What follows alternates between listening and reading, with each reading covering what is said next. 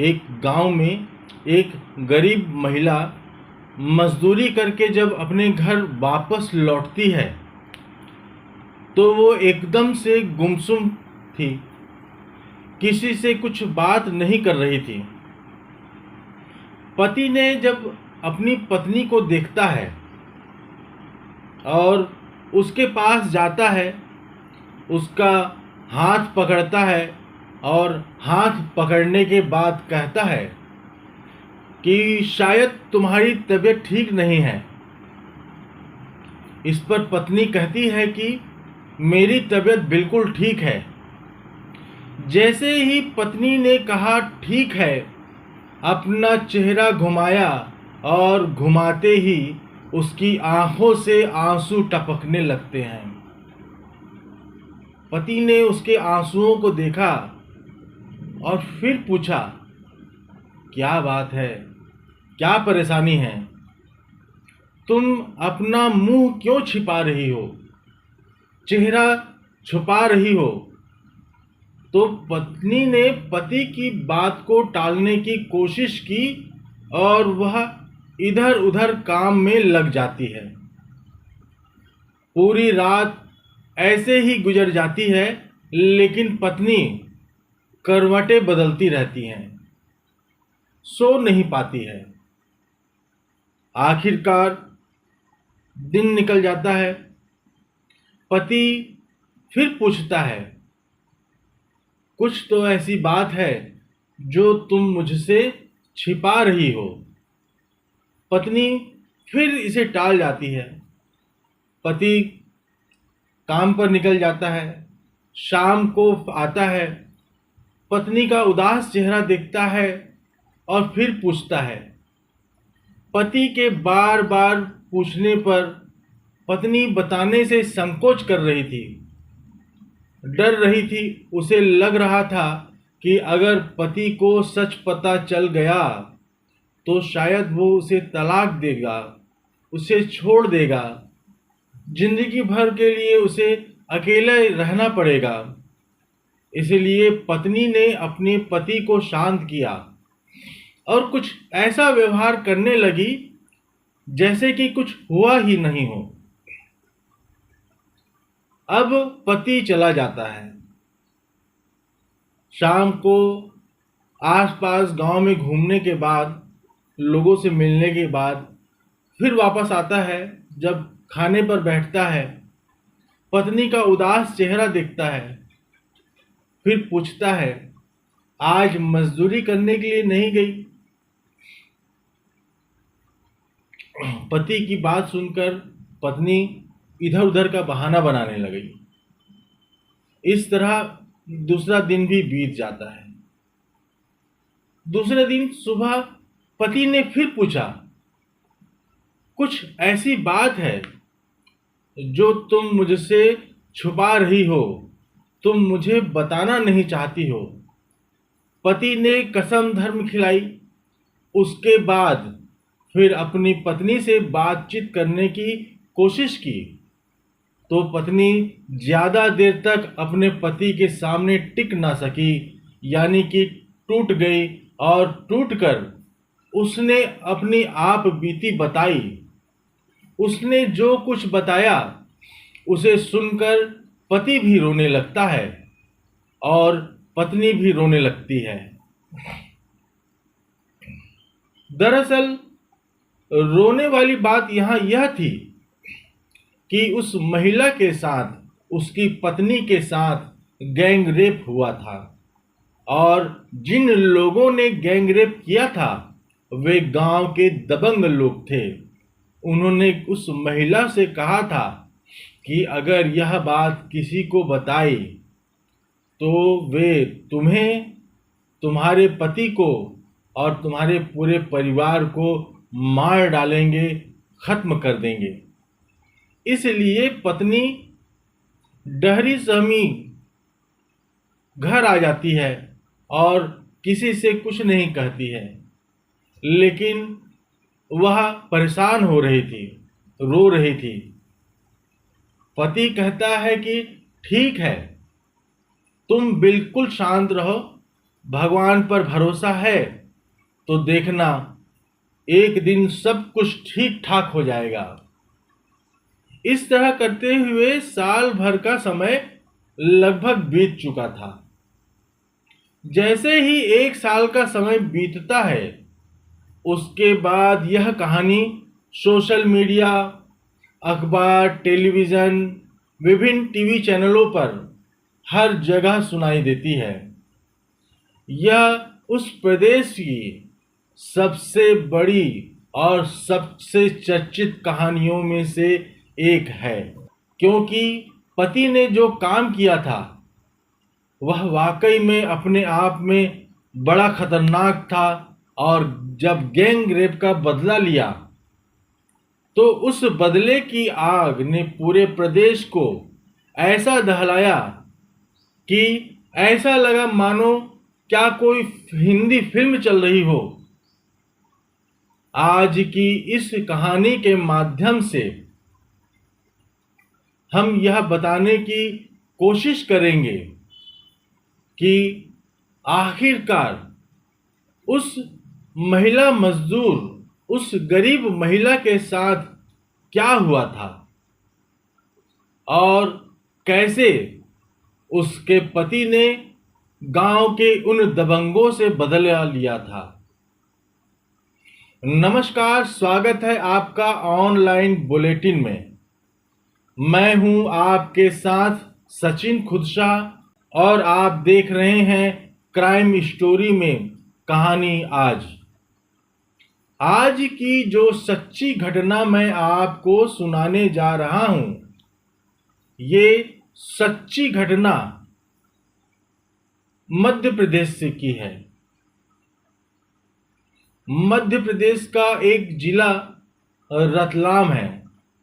रतलाम जिले का थाना पिलपौक क्षेत्र अंतर्गत गांव रत्तागढ़ खेरा की यह बात है। 4 जनवरी 2022 की सुबह 7:30 बजे के आसपास की घटना है। एक किसान जिसकी उम्र लगभग 32 साल है, जिसका नाम लाला उर्फ लाल सिंह होता है, यह अपने खेतों की सिंचाई करने के लिए अपने खेत पर गया। दरअसल रात में बिजली गुल थी, बिजली नहीं आ रही थी, इस कारण खेतों पर लगा ट्यूबवेल नहीं चल पा रहा था।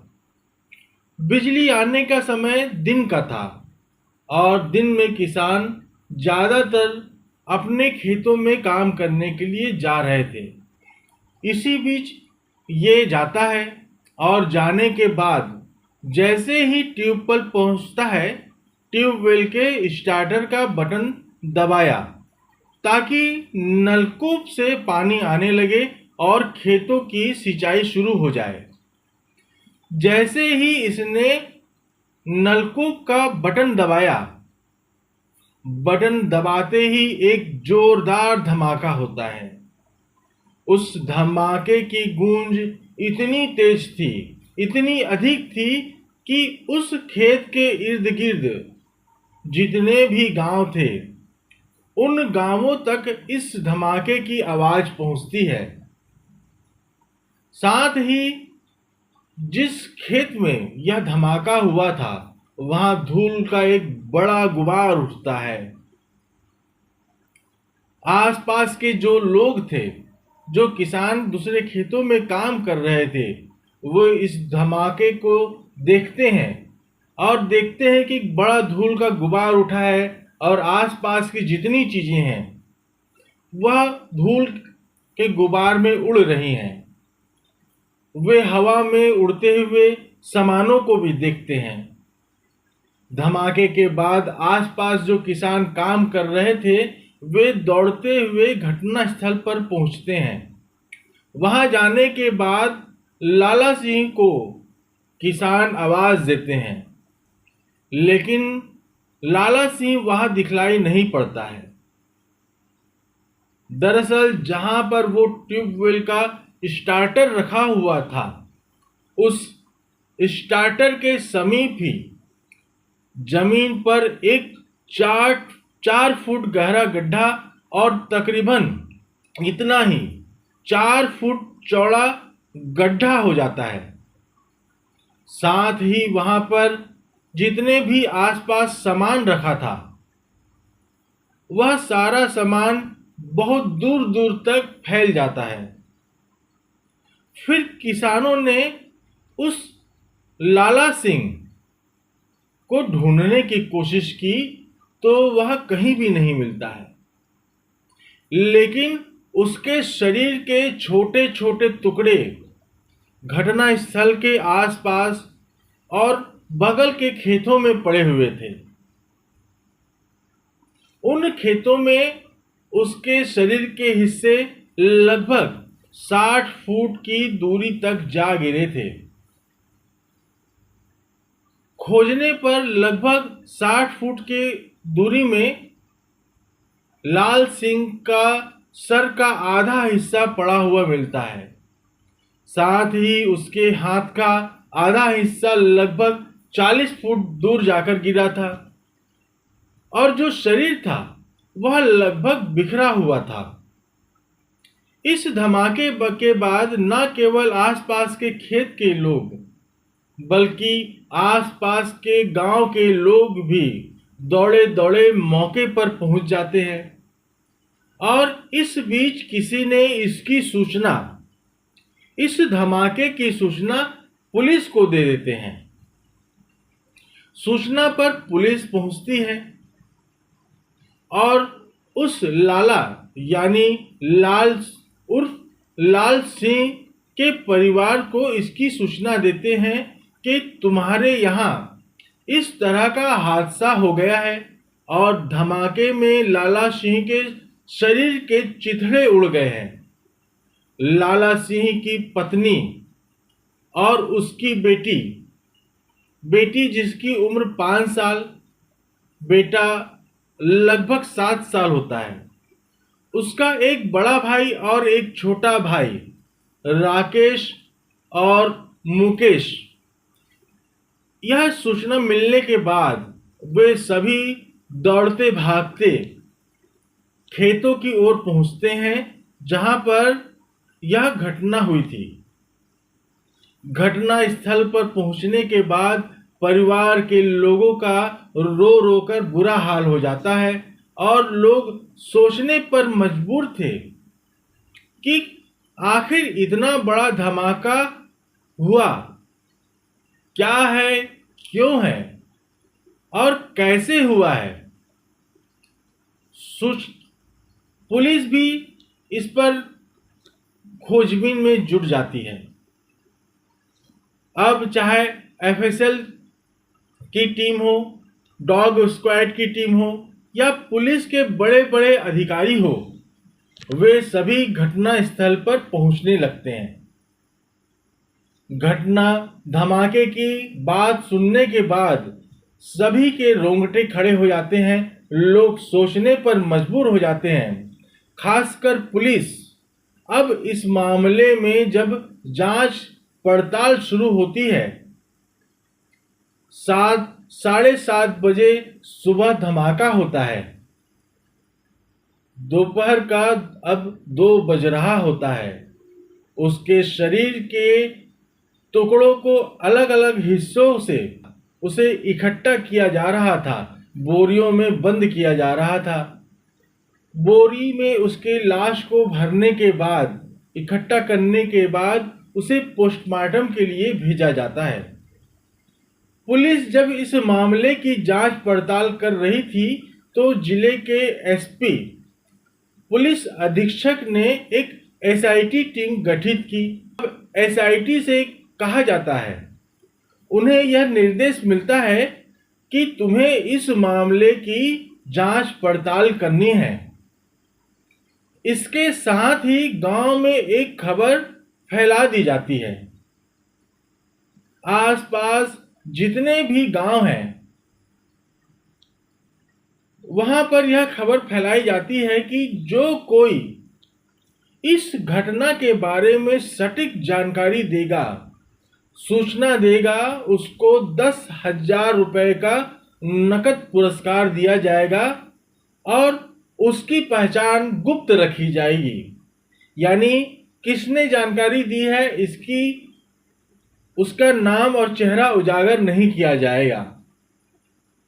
दरअसल जांच के दौरान पुलिस को घटना स्थल से जिलेटिन स्टिक और डेटोनेट मिला था। इसका इस्तेमाल पहाड़ों को तोड़ने के लिए, उनमें विस्फोट के लिए जिलेटिन का इस्तेमाल किया जाता है। जिलेटिन स्टिक की कुछ भाग वहां पर पड़े हुए थे, जो पुलिसिया जांच पड़ताल के दौरान पुलिस को उस ट्यूबवेल के पास मिल जाते हैं और पुलिस की टीम गांव-गांव, घर-घर जाकर लोगों से बातचीत करना शुरू कर देती है। इसके बाद 4 जनवरी निकल जाता है, 5 जनवरी भी आ जाता है, 6 जनवरी, 7 जनवरी, 8 जनवरी और इस तरह लगातार 5 दिन निकल जाते हैं। पुलिस टीम 5 दिन तक लगातार आसपास के जितने भी गांव थे, वहां बहुत सारे लोगों से बारी बारी से बातचीत करती है, मुलाकात करती है, अलग अलग पूछताछ करती है। तब जाकर एक नाम निकलकर सामने आता है। वो नाम होता है सुरेश लोढ़ा का। सुरेश लोढ़ा का नाम सामने आता है तो उसे कहा जाता है कि साहब, अब से लगभग 6 महीने पहले ठीक ऐसा ही धमाका हुआ था जैसा कि ये धमाका हुआ है। लेकिन यह जब धमाका हुआ था तो नई बात यह थी कि सुरेश लोढ़ा अपने घर पर ताला लगाकर अचानक से गायब हो गया था। और ठीक वैसे ही इस बार भी धमाका हुआ है, तो सुरेश इस बार भी अपने घर में ताला लगाकर गायब हो गया है। इसके अलावा पुलिस को यह बात भी पता चली कि जब पहले धमाका हुआ था उस वक्त भी सुरेश लोढ़ा घटना स्थल के आसपास काफी देर तक देखा गया था, जबकि सुरेश लोढ़ा का उस खेत के आसपास कोई खेत भी नहीं था। वह किसी खेत में काम करने भी नहीं आया था, तो वो वहां पर क्या कर रहा था? आखिरकार पुलिस ने सुरेश लोढ़ा को गिरफ्तार कर लिया, उसे हिरासत में लिया। इसके साथ ही भंवरलाल पाटीदार को भी हिरासत में लिया जाता है। पुलिस उससे पूछताछ करती है कि क्या 6 महीने पहले तुम्हारे ट्यूबवेल पर भी इसी तरह का धमाका हुआ था? तो वो कहता है कि साहब, हाँ, बहुत बड़ा धमाका हुआ था। नीम का पेड़ बीच में नहीं आता तो शायद मैं मर जाता। पुलिस उससे पूछती है कि नीम का पेड़ का इसमें क्या चक्कर है? नीम का पेड़ कैसे बीच में आ गया? इसका क्या रोल है इस नीम के पेड़ का? तो उसने कहा कि एक तरफ तो ट्यूबवेल का स्टार्टर था और दूसरी ओर मैं खड़ा था। ट्यूबवेल के स्टार्टर और मेरे बीच में एक नीम का बड़ा पेड़ था, क्योंकि जब धमाका हुआ तब मैं नीम के पेड़ की ओट में था। अगर मैं पेड़ के साइड में होता या इधर उधर होता तो शायद मैं मारा जाता, क्योंकि जो धमाका होता है उससे पेड़ के छाल, उससे लगभग नीम का आधा पेड़ पूरी तरह से उखड़ गया था। नीम के पेड़ ने उस धमाके की चोट अपने ऊपर ले ली थी। पूछताछ में वह यह भी बताता है कि लगभग 8 से 10 दिन तक वह अस्पताल में भर्ती रहा। उसका इलाज चलता रहा। अगर इलाज ना होता, समय पर इलाज नहीं मिलता, तो भी शायद वह बच नहीं पाता। पुलिस ने आखिरकार सुरेश लोढ़ा को हिरासत में लेकर उससे पूछताछ करना शुरू कर देती है। सुरेश लोढ़ा से पूछा जाता है कि आखिरकार तुम जब ये दोनों घटनाएं होती हैं और अब 6 महीने पहले, तब तुम कहाँ चले गए थे? क्योंकि तुमने अपने घर का ताला लगा दिया था। वो पहले तो पुलिस को अलग अलग कहानी सुनाता है, पुलिस को गुमराह करने की कोशिश करता है, लेकिन पुलिस को पक्का यकीन था कि सुरेश लोढ़ा जरूर कुछ छिपा रहा है। वह कुछ ऐसी बात जानता है, उसके पास कुछ ऐसी जानकारी है जिससे इस केस की कलई खुल सकती है। पुलिस इसके बाद सुरेश लोढ़ा से अपने तरीके से पूछताछ करती है। इसके बाद सुरेश लोढ़ा तोते की तरह बोलने लगता है। इसके बाद सुरेश लोढ़ा जो कहानी सुनाता है, उसे सुनकर पुलिस वालों के भी पैरों तले जमीन खिसक जाती है।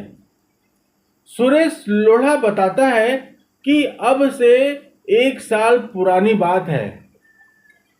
उसकी पत्नी खेतों में मजदूरी करने जाया करती थी और उस दिन भी पूर्व सरपंच भंवरलाल पाटीदार के खेतों पर मजदूरी करने गई थी।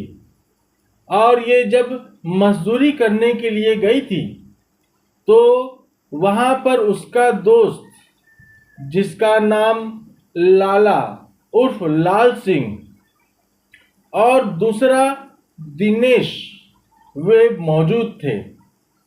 इन्होंने एक राय होकर मिलकर उसकी पत्नी का गैंगरेप किया था, उसका बलात्कार किया था और उसे धमकी दी थी कि अगर यह बात तुमने गांव में, घर में या पुलिस में बताई, किसी को कानों कान इसकी खबर चली, तो तुम्हें, तुम्हारे पति और तुम्हारे पूरे परिवार को, सबको मार दिया जाएगा।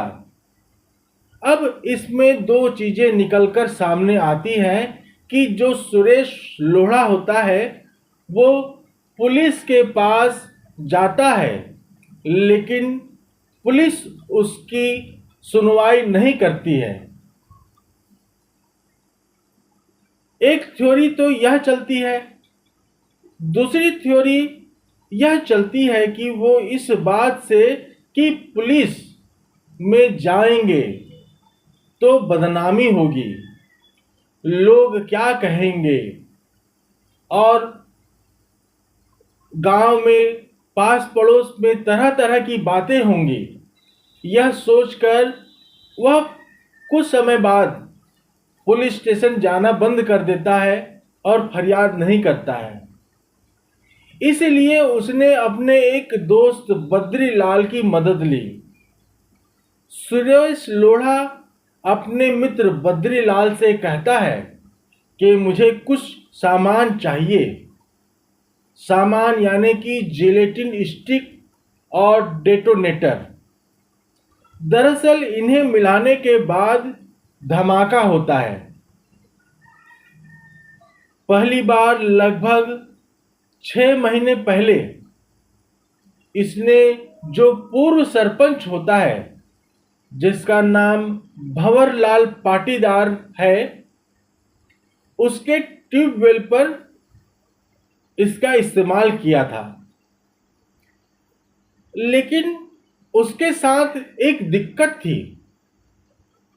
दिक्कत ये थी कि एक तरफ ट्यूबवेल का स्टार्टर लगा था और उसके ठीक सामने एक नीम का पेड़ लगा हुआ था। इसलिए इस हादसे में भंवरलाल पाटीदार बच जाता है।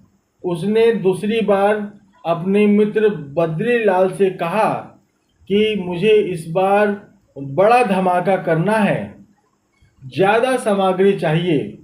इसके बाद वह लाला उर्फ लाल सिंह के खेतों पर जाता है। वहाँ पर घंटों इंतजार करता है और मौका देखते ही उसके स्टार्टर के पास में विस्फोटक सामान लगा देता है और जैसे ही वह ट्यूबवेल का बटन दबाता है, बटन दबाते ही वहाँ एक जोर का धमाका होता है। धूल का बड़ा गुबार उठता है और उसके इस धमाके की आवाज़ दूर गांव तक सुनी जाती है। इस धमाके में उसके चीथड़े उड़ जाते हैं और इस घटनाक्रम के बाद पुलिस इस मामले की जांच पड़ताल करती है। तब सुरेश लोढ़ा का नाम सामने आता है। पूरी कहानी सामने आती है। आखिर यह बात भी सामने आ रही है कि पुलिस सुरेश लोढ़ा की शिकायत को गंभीरता से ली होती तो शायद आज इतना बड़ा हादसा नहीं होता। हालांकि सुरेश लोढ़ा की पत्नी की तहरीर के आधार पर पुलिस एफआईआर दर्ज कर लेती है और जो मर चुका था उसके खिलाफ भी पुलिस एफआईआर दर्ज कर लेती है और वहीं जो जिंदा थे, जो 2 आरोपी जिन्होंने उस महिला के साथ गंदा काम किया था, उनके खिलाफ भी एफआईआर दर्ज कर ली जाती है। पुलिस ने बचे हुए सरपंच भंवरलाल पाटीदार और उसके दोस्त, उसका साथी दिनेश को ही गिरफ्तार कर लेती है। लाला उर्फ लाल सिंह तो विस्फोट में मारा जा चुका था, लेकिन पुलिस ने सुरेश और उसके दोस्त, जिसने जिलेटिन स्टिक और डेटोनेट उपलब्ध कराया था, बद्रीलाल, उसको भी गिरफ्तार कर लेती है। उसकी जो पत्नी है, अगर उसने सही वक्त पर अपने पति को यह बात ना बताई होती तो शायद यह लोग उसके साथ बार बार उसके साथ ऐसा गंदा और घिनौना कृत्य करते रहते और ना जाने यह सब कब तक चलता रहता।